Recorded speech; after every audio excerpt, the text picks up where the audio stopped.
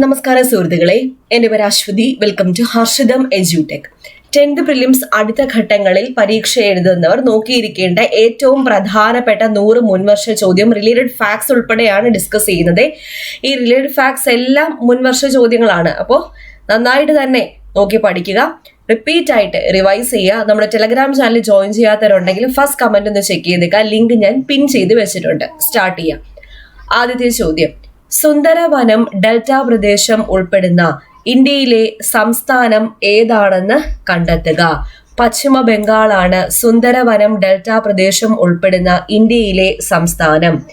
സുന്ദർബൻസ് ദേശീയോദ്യാനം സ്ഥാപിതമായ വർഷം ഏതാണ്? 1984. 1984 സുന്ദർബൻസ് ദേശീയോദ്യാനം സ്ഥാപിതമായത്. സുന്ദരവനം ഡെൽറ്റ പ്രദേശത്തിന്റെ സംരക്ഷണാർത്ഥം സുന്ദർബൻസ് ടൈഗർ റിസർവ് സ്ഥാപിതമായ വർഷം ഏതാണ്? 1973. സുന്ദർബൻസ് ടൈഗർ റിസർവ് സ്ഥാപിതമായ വർഷം ഏത്? 1973. സുന്ദരവനം ഡെൽറ്റ പ്രദേശത്തിന്റെ സംരക്ഷണാർത്ഥം സുന്ദർബൻസ് ടൈഗർ റിസർവ് സ്ഥാപിതമായ വർഷം ഏതാണ്? 1973. 1973. സുന്ദർബൻസ് ജൈവമണ്ഡല റിസർവ് സ്ഥാപിതമായ വർഷം 1989 മാർച്ച് മാസം 29. ഇനി PSC എപ്പോഴും ചോദിക്കുന്ന മുൻവർഷങ്ങളിൽ ചോദിച്ചിട്ടുള്ള പ്രധാനപ്പെട്ട 10 ക്വസ്റ്റ്യൻസ് ഒന്ന് ഡിസ്കസ് ചെയ്യാം. ആദ്യത്തേത്, ജീവിതം ഒരു സമരം എന്ന ആത്മകഥ ആരുമായി ബന്ധപ്പെട്ടിരിക്കുന്നു? ജീവിതം ഒരു സമരം റിപ്പീറ്റിംഗ് ചോദ്യമായിരുന്നു. അക്കാമ ചെറിയാനാണ്. അക്കാമ ചെറിയാൻ. കേരള ചരിത്രത്തിൽ ലന്തക്കാർ എന്നറിയപ്പെട്ടിരുന്നത് ആരാണ്? ഡച്ചുകാരാണ് കേരള ചരിത്രത്തിൽ ലന്തക്കാർ എന്നറിയപ്പെട്ടിരുന്നത്. ഉദ്യാന വിരുന്ന് എന്ന പുസ്തകം രചിച്ചത് ആര്? പണ്ഡിറ്റ് KP കറുപ്പനാണ് ഉദ്യാന വിരുന്ന് എന്ന പുസ്തകം രചിച്ചത്. നവോത്ഥാന പ്രസ്ഥാനമായ യോഗക്ഷേമ സഭ രൂപീകരിച്ച വർഷം ഏതാണ്? 1908 ആണ്. 1908. മലയാളം അച്ചടിയുടെ പിതാവായി കരുതപ്പെടുന്നത് ആരാണ്? Benjamin Bailey. ബെഞ്ചമിൻ ബെയ്ലിയാണ് മലയാളം അച്ചടിയുടെ പിതാവായി കരുതപ്പെടുന്നത്. സ്ത്രീകൾക്കും കുട്ടികൾക്കും എതിരെയുള്ള അതിക്രമങ്ങൾ തടയുന്നതിനുള്ള കേരള സർക്കാരിന്റെ പദ്ധതി ഏതാണ്? കൈത്താങ് എന്ന പദ്ധതിയാണ്. കൈത്താങ്. കുട്ടംകുളം സത്യാഗ്രഹം നടന്ന വർഷം 1946 ആണ്. കുട്ടംകുളം സത്യാഗ്രഹം നടന്ന വർഷം ഏതാ? 1946. ശിവാനന്ദ ലഹരി എന്ന കൃതി രചിച്ചത് ആരാണ്? ശങ്കരാചാര്യരാണ് ശിവാനന്ദ ലഹരി എന്ന കൃതി രചിച്ചത്. ഹർഷിതം എജ്യൂടെക് ആപ്പിൽ ഈ വർഷം നടക്കാനിരിക്കുന്ന ഏറ്റവും പ്രധാനപ്പെട്ട പരീക്ഷയായ അസിസ്റ്റന്റ് സെയിൽസ്മാന് വേണ്ടി പുതിയ ബാച്ച് സ്റ്റാർട്ട് ചെയ്തിട്ടുണ്ട്. അപ്പോൾ നമ്മുടെ ബാച്ചിൽ ഫുൾ സിലബസ് കവറേജ് ആയിട്ടുള്ള ക്ലാസ് ആണ്. വളരെ തുച്ഛമായിട്ടുള്ള ഫീസിൽ നിങ്ങൾക്ക് കിട്ടുന്നത്. സ്റ്റഡി പ്ലാനോട് കൂടിയാണ്. അപ്പോൾ ടൈം ടേബിൾ വൈസ് ക്ലാസ് എന്ന് പറഞ്ഞൊരു ഫോൾഡർ തന്നെ ഞാൻ സെറ്റ് ചെയ്തിട്ടുണ്ട്. അതിനകത്ത് week 1 ആദ്യത്തെ വീക്കിലെ ടൈം ടേബിൾ, അതിൽ ആദ്യത്തെ വീക്കിൽ 5 ദിവസം, Day 1, Day 2, Day 3, Day 4, Day 5. Day 1 എന്തൊക്കെയാണ് പഠിക്കാനുള്ളത് കൊടുത്തിട്ടുണ്ട്. Day 2, Day 3, Day 4, Day 5. ഈ 5 ദിവസം നിങ്ങൾ പഠിച്ചിട്ട് 2 ദിവസം റിവൈസ് ചെയ്യുക. ഫോർ എക്സാമ്പിൾ തിങ്കൾ മുതൽ വെള്ളി വരെ നിങ്ങൾ പഠിച്ചു. ശനി ഞായറും റിവൈസ് ചെയ്യുക. ഞായറാഴ്ച രാത്രി അറ്റൻഡ് ചെയ്യാനുള്ള ടെസ്റ്റും ഞാൻ അതിനകത്ത് ഇട്ടിട്ടുണ്ട്. അങ്ങനെ വീക്ക് 1, വീക്ക് 2 ആയിട്ട് ഞാൻ ഓൾറെഡി അതിനകത്ത് അറേഞ്ച് ചെയ്തിട്ടുണ്ട്. അതൊരു short current affairs, monthly current affairs, PSC previous questions with related facts, പുതിയ SCERT 5, 7, 9 ക്ലാസ്സുകളിലെ SCERT പാഠപുസ്തകങ്ങളിലെ വസ്തുതകൾ ചാപ്റ്റർ വൈസ് ആയിട്ട് തന്നെയാണ് എടുക്കുന്നത്. എല്ലാം ഈ ഒരൊറ്റ കോഴ്സിൽ നിങ്ങൾക്ക് തുച്ഛമായ ഫീസിൽ എക്സാം കഴിയുന്നത് വരെ അവൈലബിൾ ആയിരിക്കും. ഓക്കെ, അപ്പൊ ഹർഷിതം എജ്യൂടെക് ആപ്പിലാണ് ക്ലാസ് വരുന്നത്. അസിസ്റ്റന്റ് സെയിൽസ്മാന്റെ ബാച്ച് മാത്രമല്ല, ഫയർമാന്റെ ബാച്ച് നടക്കുന്നു. ജനറൽ PSC, അതുപോലെ ഇനി വരാനിരിക്കുന്ന company LGS, Bevco LD, VFA മുതലായ ബാച്ചുകളിൽ ഒരുപാട് ബാച്ചുകൾ നമ്മുടെ ആപ്പിൽ ഇപ്പോൾ അവൈലബിൾ ആണ്. എല്ലാം വളരെ തുച്ഛമായിട്ടുള്ള ഫീസിലാണ് കേട്ടോ. അപ്പോൾ ആപ്പ് ഡൗൺലോഡ് ലിങ്ക് ഞാൻ ഡിസ്ക്രിപ്ഷൻ ബോക്സിൽ കൊടുത്തിട്ടുണ്ട്. കൂടാതെ പ്ലേ സ്റ്റോറിൽ ഹർഷിതം എജ്യൂടെക് എന്ന് സെർച്ച് ചെയ്താലും നമ്മുടെ ആപ്പ് നിങ്ങൾക്ക് കിട്ടുന്നതായിരിക്കും. ചട്ടമ്പി സ്വാമികളുടെ ആദ്യകാല നാമം എന്ത്? അയ്യപ്പൻ എന്നതാണ് ചട്ടമ്പി സ്വാമികളുടെ ആദ്യകാല നാമം. കൂടുതൽ ദേശീയോദ്യാനങ്ങൾ സ്ഥിതി ചെയ്യുന്ന കേരളത്തിലെ ജില്ല ഏതാണ്? ഇടുക്കി ജില്ലയാണ്. ഇടുക്കി ജില്ല. അപ്പൊ ഇത്രയും ഈ 10 ചോദ്യങ്ങൾ ഒന്നുകൂടി റിവൈസ് ചെയ്താലോ? ജീവിതം ഒരു സമരം എന്ന ആത്മകഥ ആരുമായി ബന്ധപ്പെട്ടിരിക്കുന്നു? അക്കാമ ചെറിയാൻ. കേരള ചരിത്രത്തിൽ ലന്തക്കാർ എന്നറിയപ്പെടുന്നത് ആരാണ്? ഡച്ചുകാരാണ്. സ്ത്രീകൾക്കും കുട്ടികൾക്കും എതിരെയുള്ള അതിക്രമങ്ങൾ തടയുന്നതിനുള്ള കേരള സർക്കാരിന്റെ പദ്ധതി ഏതാ? കൈത്താങ് എന്ന പദ്ധതിയാണ്. നവോത്ഥാന പ്രസ്ഥാനമായ യോഗക്ഷേമ സഭ രൂപീകരിച്ച വർഷം 1908. ചട്ടമ്പി സ്വാമികളുടെ ആദ്യകാല നാമം അയ്യപ്പൻ എന്നതാണ്. മലയാളം അച്ചടിയുടെ പിതാവായി കരുതപ്പെടുന്നത് ആരാണ്? Benjamin Bailey. ഉദ്യാന വിരുന്ന് എന്ന പുസ്തകം രചിച്ചത് പണ്ഡിറ്റ് KP കറുപ്പൻ. ശിവാനന്ദ ലഹരി എന്ന കൃതി രചിച്ചത് ആരാണ്? ശങ്കരാചാര്യരാണ്. ഏറ്റവും കൂടുതൽ ദേശീയോദ്യാനങ്ങൾ സ്ഥിതി ചെയ്യുന്ന കേരളത്തിലെ ജില്ല ഏത്? ഇടുക്കി. മലയാളം അച്ചടിയുടെ പിതാവായി കരുതപ്പെടുന്നത് ബെഞ്ചമിൻ ബെയ്ലിയെയാണ്. കുട്ടംകുളം സത്യാഗ്രഹം നടന്ന വർഷം 1946. അടുത്ത ചോദ്യം, താഴെ തന്നിട്ടുള്ളവയിൽ നിന്നും കർണാടകയിൽ 31ാമതായി ഈ അടുത്ത് നിലവിൽ വന്ന ജില്ല ഏത്? വിജയനഗരയാണ് കർണാടകയിൽ 31ാമതായി ഈ അടുത്ത് നിലവിൽ വന്ന ജില്ല. അപ്പൊ കർണാടകയുടെ 31ാമത്തെ ജില്ലയായി നിലവിൽ വന്ന വിജയനഗരയുടെ ആസ്ഥാനം എവിടെ? ഹോസാപേട്ടാണ് വിജയനഗരയുടെ ആസ്ഥാനം. വിജയനഗര ജില്ല രൂപീകരിച്ചത് എന്ന് 2021 ഒക്ടോബർ മാസം 2-നാണ്. 2021 ഒക്ടോബർ മാസം 2-നാണ് വിജയനഗര ജില്ല രൂപീകരിച്ചത്. ഇനി തമിഴ്നാട്ടിലെ 38ാമത്തെ ജില്ലയായി രൂപീകരിച്ചത് ഏതാ? മയിലാടുംതുറൈയാണ് തമിഴ്നാട്ടിലെ 38ാമത്തെ ജില്ലയായി രൂപീകരിച്ചത്. ഇനി ഇന്ത്യയിൽ ഏറ്റവും കൂടുതൽ ജില്ലകളുള്ള സംസ്ഥാനം ഏതാണ്? ഉത്തർപ്രദേശ് ആണ് ഇന്ത്യയിൽ ഏറ്റവും കൂടുതൽ ജില്ലകളുള്ള സംസ്ഥാനം. രാജസ്ഥാനിൽ പുതിയതായി എത്ര ജില്ലകൾ രൂപീകരിച്ചു? 3 ജില്ലകളാണ് രൂപീകരിച്ചത്. അപ്പോൾ ഇന്ത്യയിൽ ഏറ്റവും കൂടുതൽ ജില്ലകളുള്ള സംസ്ഥാനം ഉത്തർപ്രദേശ് ആണെങ്കിൽ ഏറ്റവും കുറവ് ജില്ലകളുള്ള സംസ്ഥാനം ഏതാണ്? ഗോവയിൽ എത്ര ജില്ലകളാണ് ഉള്ളത്? 2 ജില്ലകളാണ് ഉള്ളത്. ഇനി ഒരു 10 ചോദ്യം ഡിസ്കസ് ചെയ്യാം. പ്രസിദ്ധമായ പക്ഷിപാതാളം ഏത് ജില്ലയിലാണ്? എല്ലാം പ്രീവിയസ് ക്വസ്റ്റ്യൻസ് ആണ്. പ്രസിദ്ധമായ പക്ഷിപാതാളം വയനാട് ജില്ലയിലാണ്. വയനാട് ജില്ല. സഹോദരൻ എന്ന പുരസ്കാരം നൽകുന്ന മേഖല ഏത്? പത്രപ്രവർത്തനം. കൊച്ചി രാജവംശത്തിലെ ഒരേ ഒരു വനിതാ ഭരണാധികാരി ആരാണ്? റാണി ഗംഗാധര ലക്ഷ്മിയാണ്. 1812 കുറിച്യർ വിപ്ലവം നയിച്ച നേതാവ് ആര്? രാമനമ്പിയാണ്. ആധുനിക തിരുവിതാംകൂറിന്റെ സ്ഥാപകൻ ആര്? മാർത്താണ്ഡവർമ്മയാണ്. ഇനി നിർഗുണോപാസന എന്ന ആശയത്തിന്റെ ഉപജ്ഞാതാവ് ആര്? വാഗ്ഭടാനന്ദൻ. പ്രീവിയസ് ക്വസ്റ്റ്യൻ, എല്ലാം പ്രീവിയസ് ക്വസ്റ്റ്യൻ ആണ്. ഫോർമാലിൻ രാസവസ്തു ഉപയോഗിച്ച മത്സ്യം പിടിച്ചെടുക്കുന്നതിനായി കേരള ഭക്ഷ്യസുരക്ഷാ വകുപ്പ് ആരംഭിച്ച പദ്ധതിയാണ് ഓപ്പറേഷൻ സാഗർ റാണി. കേരളത്തിലെ ആദ്യത്തെ ഭരണപരിഷ്കാര സമിതിക്ക് രൂപം നൽകിയ വർഷം 1957 ആണ്.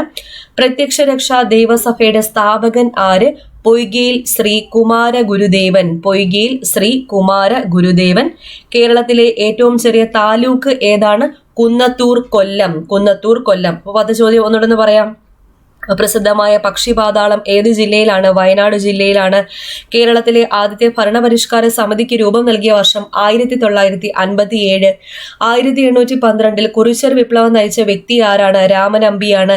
ആധുനിക തിരുവിതാംകൂറിന്റെ സ്ഥാപകൻ ആര്? മാർത്താണ്ഡവർമ്മയാണ്. കൊച്ചി രാജവംശത്തിലെ ഒരേ ഒരു വനിതാ ഭരണാധികാരി ആര്? റാണി ഗംഗാധര ലക്ഷ്മി.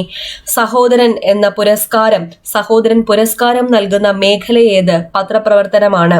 നിർഗുണോപാസന എന്ന ആശയത്തിന്റെ ഉപജ്ഞാതാവ് ആര്? വാഗ്ഭടാനന്ദൻ. ഉദ്യാന വിരുന്ന് എന്ന പുസ്തകം രചിച്ചത് ആര്? പണ്ഡിറ്റ് KP കറുപ്പൻ.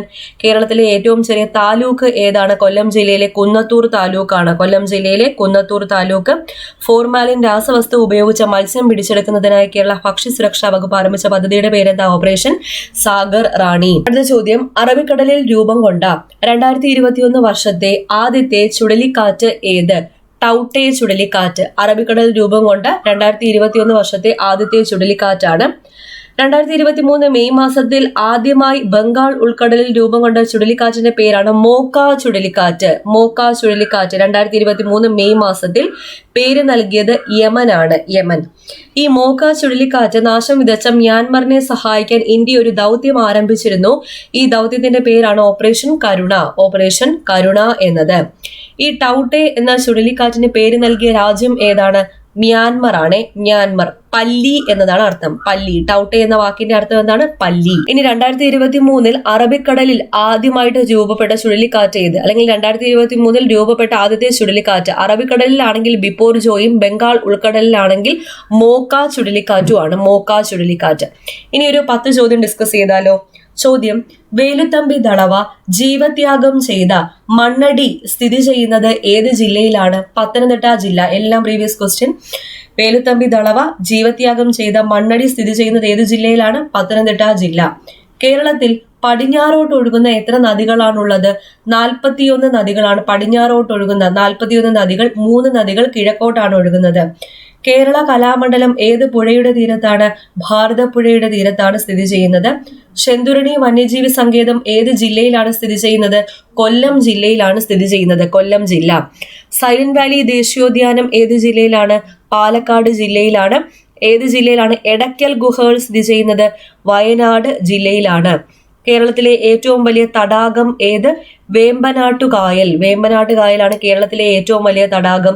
ഗുരുവായൂർ സത്യാഗ്രഹത്തിന്റെ വോളണ്ടിയർ ക്യാപ്റ്റൻ ആരാണ്? AK ഗോപാലൻ. AK ഗോപാലനാണ് ഗുരുവായൂർ സത്യാഗ്രഹത്തിന്റെ വോളണ്ടിയർ ക്യാപ്റ്റൻ.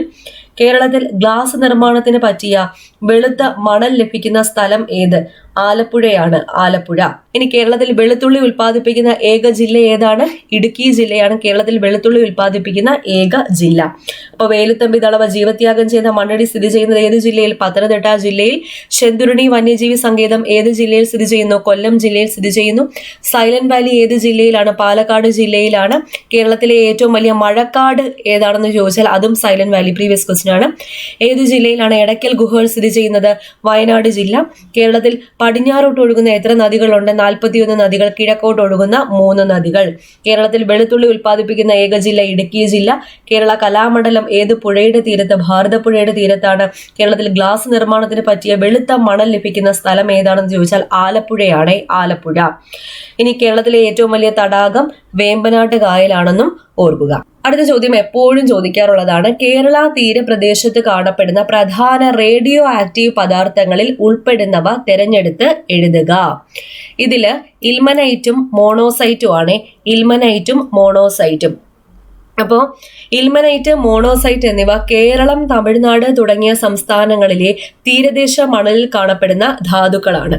തോറിയം ഉൽപ്പാദിപ്പിക്കാൻ ഉപയോഗിക്കുന്ന ധാതുക്കളാണ് ഏതൊക്കെ? ഇൽമനൈറ്റും മോണോസൈറ്റും. തോറിയം ഉൽപ്പാദിപ്പിക്കാൻ ഉപയോഗിക്കുന്ന ധാതുക്കളാണ് ഇൽമനൈറ്റും മോണോസൈറ്റും.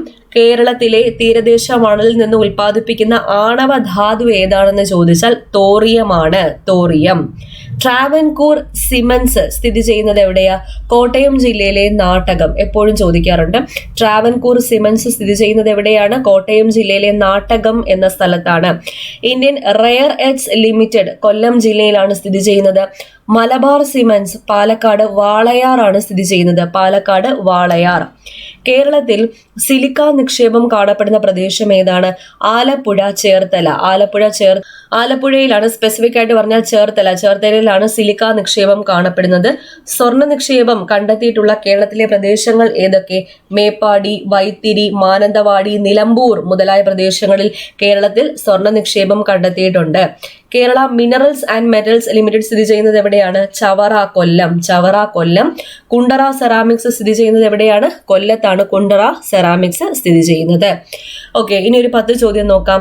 സ്ഫടിക മണലിന്റെ സമ്പന്ന നിക്ഷേപങ്ങൾ ഉള്ളത് എവിടെയെല്ലാമാണ്? ആലപ്പുഴ, ചേർത്തല മേഖലയാണ്. Previous question. സ്ഫടിക മണലിന്റെ സമ്പന്ന നിക്ഷേപം ഉള്ളത് എവിടെയെല്ലാമാണ്? ആലപ്പുഴ, ചേർത്തല മേഖല. തിരുക്കൊച്ചി സംസ്ഥാനം രൂപം കൊണ്ടത് എപ്പോൾ? 1949 ജൂലൈ മാസം 1. 1949 ജൂലൈ മാസം 1 തിരുക്കൊച്ചി സംസ്ഥാനം രൂപം കൊണ്ടത്. മുല്ലപ്പെരിയാർ ഡാം നിർമ്മിച്ച വർഷം ഏതാണ്? മുല്ലപ്പെരിയാർ ഡാം 1895 നിർമ്മിച്ചത്. 1895. കേരളത്തിന്റെ തീരദേശത്തിന്റെ ദൈർഘ്യം എത്ര? 580 കിലോമീറ്റർ ആണ്. 590 കിലോമീറ്റർ എന്നും PSC കൊടുക്കാറുണ്ട്. കേരളത്തെ തമിഴ്നാട്ടിലെ കോയമ്പത്തൂരുമായി ബന്ധിപ്പിക്കുന്ന ചുരം ഏതാണ്? പാലക്കാട് ചുരമാണ്. പാലക്കാട് ചുരം. കേരളത്തിലെ കടലോര തീരങ്ങളിലെ കരിമണലിൽ നിന്നും ലഭിക്കുന്ന ധാതുക്കൾ ഏതൊക്കെ? ഇൽമനൈറ്റും മോണോസൈറ്റും. ഇൽമനൈറ്റും മോണോസൈറ്റും എന്നൊക്കെ പണ്ടേ ചോദിക്കുന്ന ചോദ്യങ്ങളാണ്. മത്സ്യബന്ധനം പ്രധാന ഉപജീവന മാർഗമാക്കിയിരുന്ന പ്രാചീന കേരളത്തിലെ തിണ നെയ്തലാണ്. നെയ്തൽ. അപ്പൊ തിണകൾ 5 തിണകളാണ് കേരളത്തിൽ നിലനിന്നിരുന്നത്. ഏതൊക്കെ? കുറിഞ്ചി, പാലൈ, മുല്ലൈ, മരുതം, നെയ്തൽ. അപ്പൊ നെയ്തൽ വിഭാഗം തീരപ്രദേശമാണ്. ഇവരുടെ ആരാധനാമൂർത്തി കടലോൻ. ഇങ്ങനെ ഓർത്താൽ മതി. നെയ്തൽ, നെയ്മീൻ. അപ്പൊ നെയ്മീൻ കടലിലല്ലേ കാണുന്നത്. അപ്പൊ കടലോനാണ് അവരുടെ ആരാധനാമൂർത്തി. ഇവിടുത്തെ നിവാസികൾ ആരൊക്കെ? ഉപ്പവർ, മീനവർ. അതും മീനും ഉപ്പും ഒക്കെ ആയിട്ട് ബന്ധപ്പെട്ടതാണ്. ഉപ്പവർ, മീനവർ, പരതവർ എന്നിവർ. അപ്പൊ മീനവര് കടലിൽ പരതും എന്നൊക്കെ കണക്ട് ചെയ്ത് വെച്ചാൽ മതിയേ. അപ്പൊ മത്സ്യബന്ധനമായിരുന്നു ഇവരുടെ പ്രധാന ഉപജീവന മാർഗം. മത്സ്യം, മീൻ, നെയ്മീൻ. ഓക്കെ, നെയ്തൽ. അങ്ങനെ ഓർക്കാം. അടുത്തത്, സൈലന്റ് വാലിയിലൂടെ ഒഴുകുന്ന നദി ഏതാണ്? കുന്തിപ്പുഴയാണ് സൈലന്റ് വാലിയിലൂടെ ഒഴുകുന്ന നദി. നെഹ്റു ട്രോഫി വള്ളംകളി നടക്കുന്ന കായൽ ഏതാ? പുന്നമട കായൽ. ആലപ്പുഴ ജില്ലയിൽ, വേമ്പനാട് കായൽ തന്നെയാണ്. ആലപ്പുഴ ജില്ലയിൽ ഏത് പേരിൽ അറിയപ്പെടുന്നു? പുന്നമട കായൽ എന്ന പേരിൽ അറിയപ്പെടുന്നു. പ്രാചീന കേരളത്തിൽ വിവിധ തിണകൾ നിലനിന്നിരുന്നു. പർവ്വത പ്രദേശം ഉൾപ്പെടെ തിണയുടെ പേരെന്താ? കുറിഞ്ചി. കുറിഞ്ഞിമല എന്നൊക്കെ ഓർത്താൽ മതി. അപ്പൊ പർവ്വത പ്രദേശം കുറിഞ്ചി. കുറിഞ്ചി. തണ്ണീർമുക്കം ബണ്ട് സ്ഥിതി ചെയ്യുന്ന കായൽ ഏതാ? വേമ്പനാട്ട് കായൽ. വേമ്പനാട്ട് കായലിലാണ് തണ്ണീർമുക്കം ബണ്ട് സ്ഥിതി ചെയ്യുന്നത്. കേരളത്തെ കുടകുമായി ബന്ധിപ്പിക്കുന്ന ചുരം ഏതാണ്? പേരമ്പാടി ചുരമാണ്. പേരമ്പാടി ചുരം. ഒരു ഞാറ്റുവേലയുടെ കാലയളവ് ഏകദേശം 13-14 ദിവസങ്ങളാണ്. 13-14 ദിവസങ്ങൾ. ഇനി കേരളത്തിൽ നിന്ന് ഉത്ഭവിച്ച് കിഴക്കോട്ടൊഴുകി ബംഗാൾ ഉൾക്കടലിൽ പതിക്കുന്ന നദികൾ എത്രയാണ്? 3 നദികളാണുള്ളത്. 3 നദികൾ. കേരളത്തിലെ ഏറ്റവും ഉയരം കൂടിയ കൊടുമുടിയായ ആനമുടി ഏത് താലൂക്കിൽ സ്ഥിതി ചെയ്യുന്നു? ദേവികുളം. ദേവികുളം താലൂക്കിലാണ് സ്ഥിതി ചെയ്യുന്നത്. അടുത്ത ചോദ്യം നോക്കാം. കണ്ടൽക്കാടും കടൽ തീരവും ഏറ്റവും കൂടുതലുള്ള ജില്ല ഏത്? കണ്ണൂർ ജില്ലയിലാണ് കണ്ടൽക്കാടുകളും അതുപോലെ കടൽ തീരവും ഏറ്റവും കൂടുതലുള്ളത്. കേരളത്തിലെ ഏറ്റവും വലിയ നദീജന്യ കണ്ടൽക്കാട് ഏതാ? സുന്ദർബൻസ് ആണ്. സുന്ദർബൻസ്. അന്താരാഷ്ട്ര കണ്ടൽ ദിനം എന്നാണ്? ജൂലൈ 26 ആണ്. ജൂലൈ 26. അപ്പൊ കേരളത്തിലെ ഏറ്റവും കൂടുതൽ കണ്ടൽക്കാടുകൾ കാണപ്പെടുന്നത് കണ്ണൂർ ജില്ലയിലാണെങ്കിൽ കേരളത്തിലെ ഏറ്റവും കൂടുതൽ കണ്ടൽക്കാടുകൾ ഉള്ള 2ാമത്തെ ജില്ല ഏതാണെന്ന് ചോദിച്ചാൽ കോഴിക്കോട് ജില്ലയാണ്. കോഴിക്കോട് ജില്ല. കണ്ടൽക്കാടുകൾ ഇല്ലാത്ത കേരളത്തിലെ ജില്ലകൾ ഏതൊക്കെയാ? വയനാട്, ഇടുക്കി, പാലക്കാട്, പത്തനംതിട്ട. വയനാട്, ഇടുക്കി, പാലക്കാട്, പത്തനംതിട്ട എന്നീ ജില്ലകളിൽ എന്തില്ല? കണ്ടൽക്കാടുകൾ ഇല്ല. ഇനി ഒരു 10 ചോദ്യം പിടിച്ചോ. റബ്ബർ ബോർഡിന്റെ ആസ്ഥാനം എവിടെയാണ്? കോട്ടയത്താണ് റബ്ബർ ബോർഡിന്റെ ആസ്ഥാനം. കേരളത്തിൽ ഏത് ജില്ലയിലാണ് പുകയില കൃഷിയുള്ളത്? കാസർഗോഡ് ജില്ലയിലാണ് പുകയില കൃഷിയുള്ളത്. എഴുത്തച്ഛൻ ജനിച്ച തുഞ്ചൻ പറമ്പ് ഏത് ജില്ലയിലാ? മലപ്പുറം ജില്ലയിലാണ് തുഞ്ചൻ പറമ്പ് സ്ഥിതി ചെയ്യുന്നത്. കേരളത്തിൽ ഏറ്റവും കൂടുതൽ നിലക്കടല ഉൽപ്പാദിപ്പിക്കുന്ന ജില്ല ഏതാണ്? പാലക്കാട് ജില്ലയാണ്. പാലക്കാട് ജില്ല. കേരളത്തിലെ ബർദോളി എന്നറിയപ്പെടുന്ന സ്ഥലം ഏത്? പയ്യന്നൂറാണ് കേരളത്തിലെ ബർദോളി എന്നറിയപ്പെടുന്ന സ്ഥലം. കേരളത്തിന്റെ വടക്കേ അറ്റത്തുള്ള ജില്ല ഏതാ? കാസർഗോഡ് ജില്ലയാണ് കേരളത്തിന്റെ വടക്കേ അറ്റത്തുള്ള ജില്ല. ആയുർവേദത്തിന്റെ തലസ്ഥാനം എന്നറിയപ്പെടുന്ന സ്ഥലം ഏതാണ്? കോട്ടയ്ക്കൽ. കോട്ടയ്ക്കലാണ് ആയുർവേദത്തിന്റെ തലസ്ഥാനം എന്നറിയപ്പെടുന്ന സ്ഥലം. പട്ടികജാതി വിഭാഗക്കാർ കൂടുതലായി കാണപ്പെടുന്ന കേരളത്തിലെ ജില്ല ഏതാണ്? പാലക്കാട് ജില്ലയിലാണ് പട്ടികജാതി വിഭാഗക്കാർ കൂടുതലായിട്ട് കാണപ്പെടുന്നത്. എൻഡോസൾഫാൻ ദുരന്തത്തിനിരയായ പെഡ്ര എന്ന ഗ്രാമം ഏത് ജില്ലയിലാണ്? കാസർഗോഡ് ജില്ലയിലാണ് പെഡ്ര എന്ന ഗ്രാമം. ഇനി കേരളത്തിലെ ഏറ്റവും വലിയ ജില്ല ഏതാ?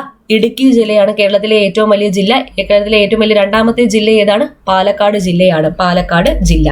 അടുത്ത ചോദ്യം PSC ഡിലീറ്റ് ചെയ്തു. കാരണം ഇടുക്കി ജില്ലയിലെ ജലവൈദ്യുത പദ്ധതികളിൽ ഉൾപ്പെടാത്തത് കണ്ടെത്തുക.